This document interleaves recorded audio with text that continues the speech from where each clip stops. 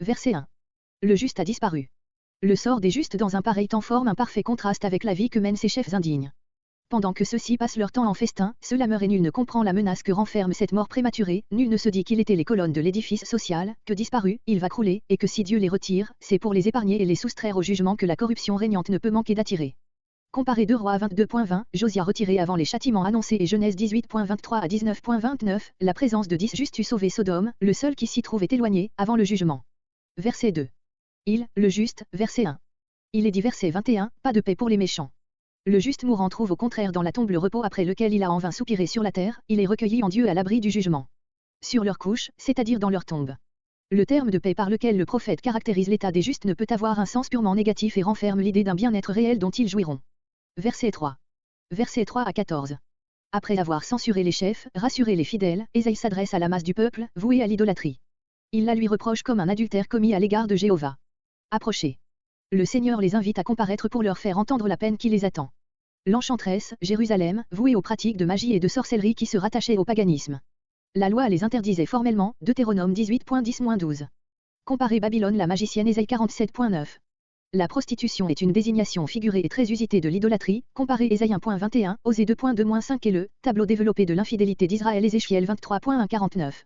Qui est le père, désigné sous le nom de l'adultère. Probablement le dieu païen quelconque auquel Sion s'est donné après avoir abandonné son mari, l'Éternel. La génération présente, idolâtre, est représentée comme issue de cette union monstrueuse de la Sion du Dieu vivant avec les faux dieux. Les filles sont naturellement les sentiments de leur mère. Verset 4. De qui? Contre qui?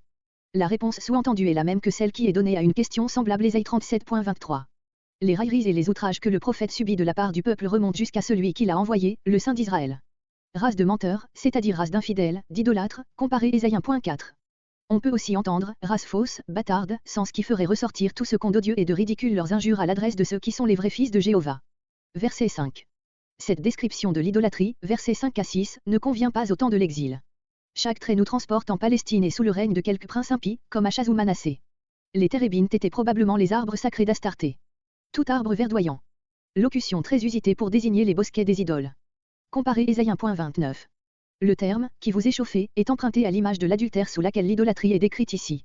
Peut-être fait-il aussi allusion aux cérémonies impures qui accompagnaient réellement le culte des idoles. L'immolation des enfants fut pratiquée par les Israélites avant l'exil en l'honneur de Moloch, dans la vallée de Hinnom et de Béol, sur les hauts lieux.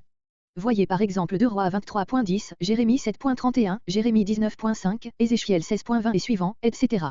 Ce culte horrible, auquel se rattachaient sans doute certaines cérémonies mystérieuses, se célébrait dans des endroits écartés et sauvages, ravins, grottes. Verset 6.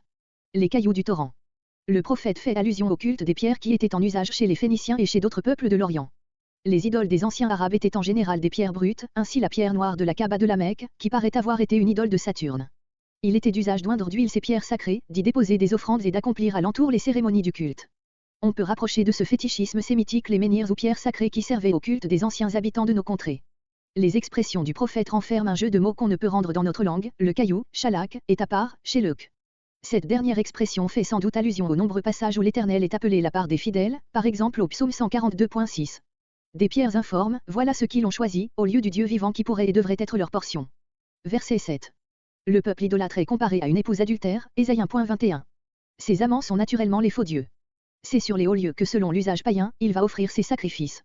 Le mot traduit par sacrifice sert souvent aussi à désigner les repas qui accompagnaient ces cérémonies, repas qui, dans les cultes idolâtres, dégénéraient en de véritables orgies. Comparez le tableau analogue Osée 4.13.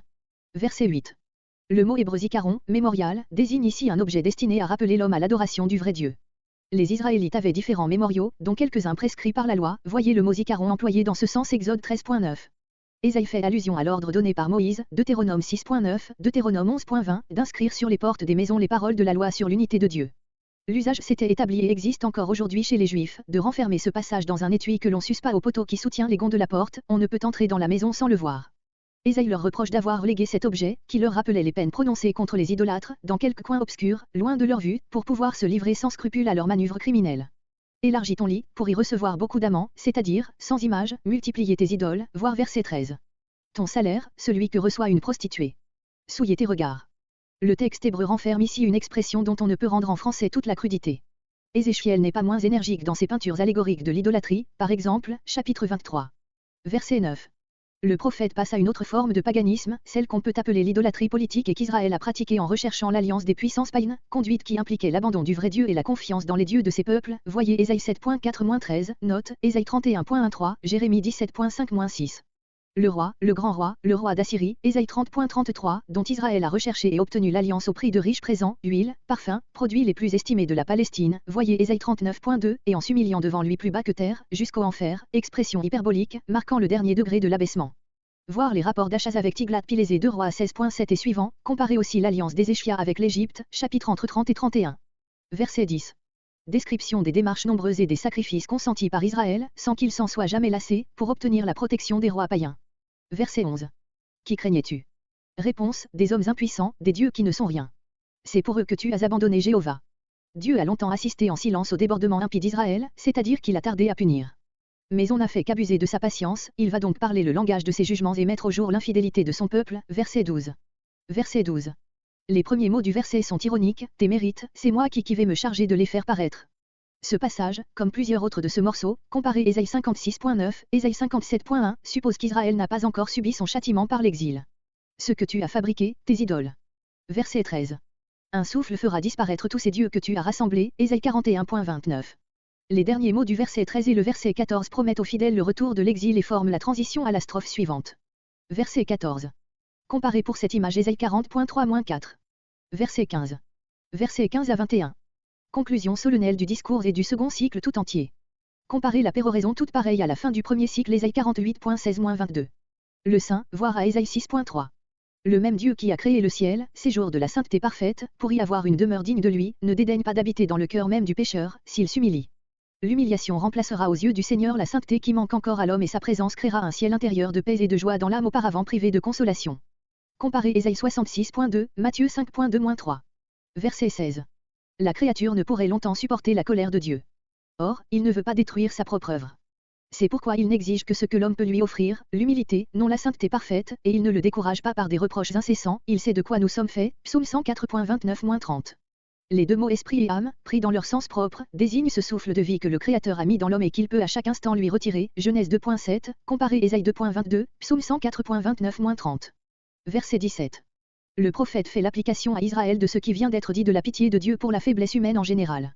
La cupidité, le seul vice qu'il lui reproche, tient lieu ici de tous les autres, c'est la convoitise comme principe du péché sous toutes ses formes, l'opposé de la contrition qui ne réclame rien parce qu'elle s'en avoir point de droit. Verset 18. Sens, il était coupable, je l'ai frappé et abandonné à son sort. Mais il ne s'est pas converti. Je ne le laisserai pas aller plus longtemps sur ce mauvais chemin, j'ai vu, en opposition à, je me suis caché, ses voies, c'est-à-dire, je me suis de nouveau occupé de lui pour le guérir. Passé prophétique, le châtiment comme la guérison étant encore futur au moment où parle le prophète. Ces affligés, le peuple ne périra pas, il sera sauvé dans la personne de ces affligés, c'est-à-dire de ceux qui, humiliés, pleurent leurs péchés. Verset 19. Sur les lèvres la louange, littéralement le fruit des lèvres, c'est-à-dire l'action de grâce et la confession du nom de l'Éternel, Hébreux 13.15. Ce joyeux témoignage sortira de la bouche de ceux mêmes qui pleuraient. Comparez le cantique d'Ézéchias Guréry succédant à ses larmes, chapitre 38. Celui qui est loin et celui qui est près, les païens et Israël, ainsi que l'entend saint Paul, Éphésiens 2.17. Verset 20. Voir la menace semblable Ésaïe 48.22. Contraste saisissant entre la paix de l'homme qui sur la voie de la contrition a reçu Dieu et trouvé le salut et le sort de celui qui, n'ayant pas voulu s'humilier, vit sans Dieu et sans paix dans une agitation permanente. Cette menace s'est réalisée pour la masse du peuple d'Israël qui s'est fermée à la prédication du salut. Pendant que les païens et un petit nombre de fidèles israélites recevaient la bonne nouvelle, ce peuple dans sa majeure partie la repoussait et se voyait replongé dans l'agitation du cœur irréconcilié de l'homme. Cette agitation est le caractère constant des Juifs. Israël reste sans paix jusqu'à cette heure, parce qu'il a rejeté celui dont le châtiment apporte la paix.